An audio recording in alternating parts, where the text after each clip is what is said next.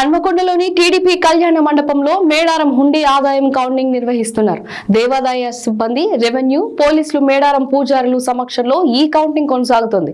అయితే కౌంటింగ్ ప్రారంభమైన మొదటి రోజే ఊహించని పరిణామాలు ఎదురవుతున్నాయి. కట్టుదిట్టమైన భద్రతా ఏర్పాట్ల మధ్య మేడారం హుండీల కౌంటింగ్ ప్రారంభమైంది. అయితే మొదటి రోజు కౌంటింగ్ లోనే నకిలీ కరెన్సీ లభ్యమవడం కలకలం రేపింది. అంబేద్కర్ ఫోటోతో ముద్రించిన నకిలీ కరెన్సీని చూసిన కౌంటింగ్ సిబ్బంది అవాక్కయ్యారు. ఇలా ఒకటి కాదు, రెండు కాదు, పదుల సంఖ్యలో అంబేద్కర్ ఫోటోతో ముద్రించిన 100 రూపాయల నోట్లు భారీ ఎత్తున బయటపడ్డాయి. ప్రతి హుండీలో ఈ రకమైన నకిలీ కరెన్సీ బయటపడుతుంది. ఇప్పటికే 20కి పైగా నకిలీ కరెన్సీని గుర్తించి ఇవి చెల్లని నోట్లుగా పక్కన పెట్టారు. అయితే మొదటి రోజే ఇలాంటి ఫేక్ కరెన్సీ బయటపడడంతో కౌంటింగ్ సిబ్బంది షాక్ అయ్యారు. ఇంకా ఇలాంటి వింతలు ఎన్ని చూడాల్సి వస్తుందో అని భావిస్తున్నారు. గత జాతరలో కూడా కొంతమంది భక్తులు విచిత్రంగా కాగితాలలో వారి కోరికలు రాసి అమ్మవారి హుండీలో వేశారు. ఈసారి ఫేక్ కరెన్సీ కలకలం రేపింది.